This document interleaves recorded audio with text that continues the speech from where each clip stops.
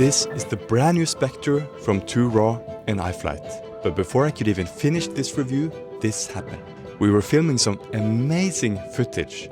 The sunset and everything was perfect, but I rushed the takeoff. I forgot to lock in GPS. Just as I lined up for a mountain dive, the image froze. The OSD was still being updated, but the feed was gone.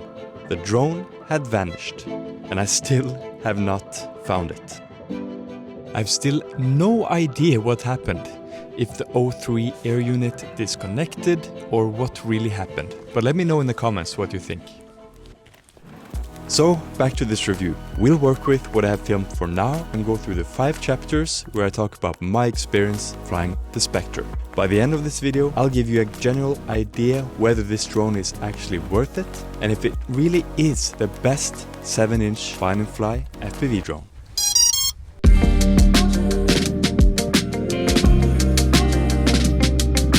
The Spectre has a unique design that I think look great. The canopy isn't just about the looks. The quick access buttons means you can open the top without needing tools. This is way better than having to remove the antennas and unscrew tons of bolts like with other frames.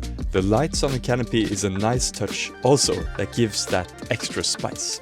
One thing that catches your eye the most is the upside down GoPro mount. It's made out of CNC aluminium and fits the GoPro very well and sturdy. You can even land hard on the GoPro without it moving at all, but I don't recommend doing that, of course. I usually take off and land on my backpack line of sight. It takes practice to do, but it gives me more control. It can be difficult sometimes, but this won't be a problem if you just film with the O4 air unit without an action camera or just bring a bigger landing pad. Why have an upside down action camera mount in the first place? Having more options for different camera angles with no props in view can be useful. For example, filming in a downward angle can be nice for filming skiing. I had no chance to test this out since this winter has been horrible. The battery is mounted on the bottom just like the Helion, so I'm used to having it be that way. But people have asked me if the battery can get damaged during landings. And I can safely say I've never had any issues, even with some harder landings on the ice and asphalt. The carbon fiber arms give the Spectre strength, and I can really feel how sturdy and rigid the frame is. It's completely stiff when I try to bend the arms from both sides, and that stiffness impacts how good it performs in the air. And it truly feels like a drone that's been designed to be trusted for hard and precise flying. I'm used to flying the 13-inch Queen Bee from 2RAW with the same Struss designed arms, and I have only positive things to say. I can trust my life in that frame, flying cameras more expensive than my car in any wind and weather. One thing that irritates me a little bit is the foam inserts that are glued in place to protect the electronics. While that saves weight compared to the 3D printed parts, it's a trade-off. The foam can sometimes be moved around when picked up, and snow or dust can easily get stuck inside those gaps. Additionally, the frame's compact sandwich design can make it a bit complicated if you need to work on all the electronics around the H7 flight controller. There are over 20 screws holding down the top plate. I get why they're there, but I had to take it all apart just to press the bind button on the Crossfire receiver.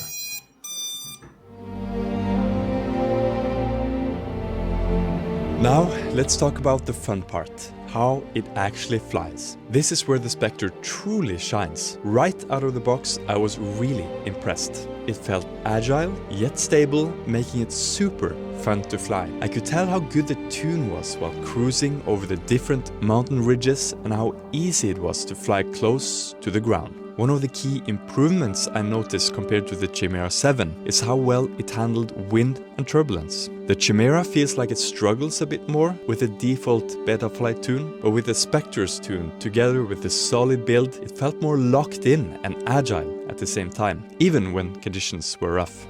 Long-range flying and agility usually don't mix, but the Spectre pulls it off surprisingly well.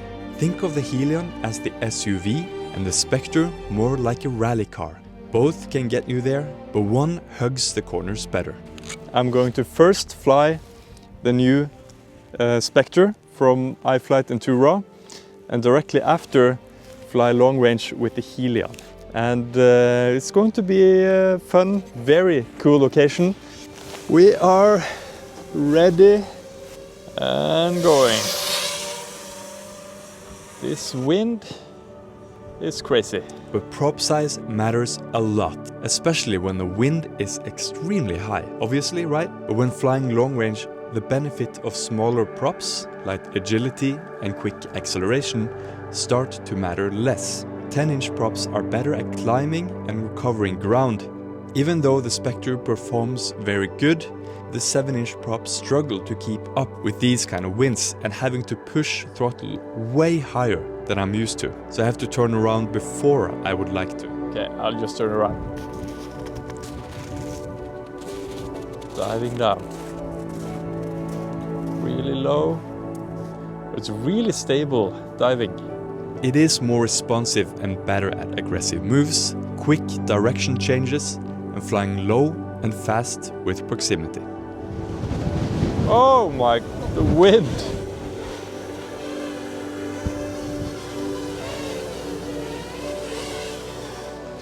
Okay, now let's fly the Helion.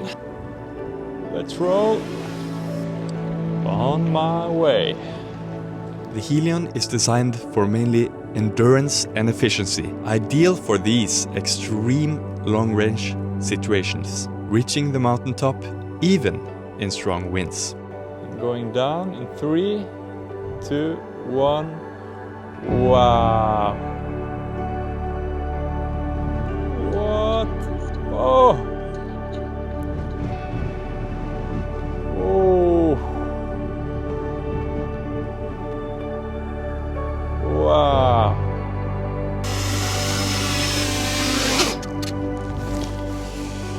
Oh, that was intense. So beautiful, so beautiful.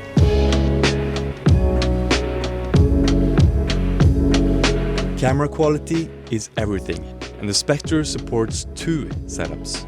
You can easily fit a GoPro or fly with just the 04 air unit. This gives you the option to film without adding the extra 180 grams in action camera. I only flew with the 03 version. This was before the 04 was released.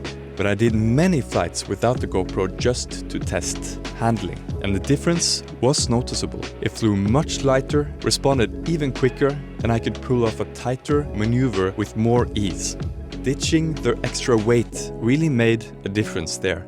But I did not test how much more flight time it gave, but I would estimate a few more minutes. The only downside of using the air unit as your main camera is having to fly with full manual camera settings.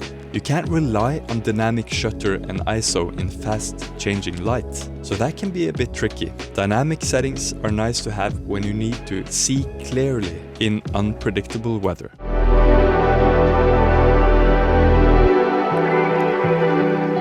Efficiency is critical for long-range flying, and the Spectre delivers with the right battery. With a 6S 4000 mAh battery, I consistently got 12 minutes flight time, depending on how I flew. That's plenty for capturing shots without feeling rushed. All my batteries are over 1 year old now, so that will impact these flight times. So I will soon have to update and get some new ones. Now, with this frame, I like to have it a bit heavy with the heavy battery. More weight means less affected by turbulence and wind.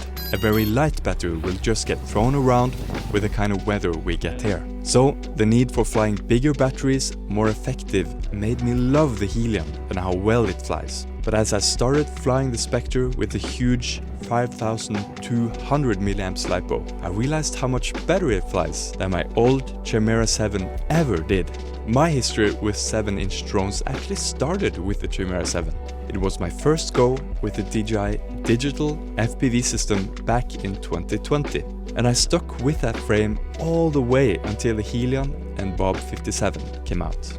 It surprised me how well the Spectre balances weight with this huge LiPo. This is huge for anyone that already owns many Cinelifter batteries. It's awesome to be able to use those packs without sacrificing too much performance. I still recommend flying with anything around the 2800 to 4500 range to to get the best of both worlds, in most situations. The 7-inch props provide confidence for recovering from the fastest dives. And the motors stay cool even during the longest flights. So, is the 7-inch Spectre from 2RAW and Iflight the best all-round 7-inch FPV drone? For me, it just might be. If you're looking for a drone that's versatile and packed with smart design, the Spectre is absolutely worth considering. It's a frame that didn't just impress me, it made me rethink what's possible with 7-inch builds. It's just not another long-range quad, it's a take on what a 7-inch drone can be for professionals. From the innovative design to the rock-solid flight performance, the Spectre sets a new standard. So, what do you think? Could the Spectre be your next drone, or do you have another favorite in the 7-inch category? Let me know in the comments. Thank you so much for watching.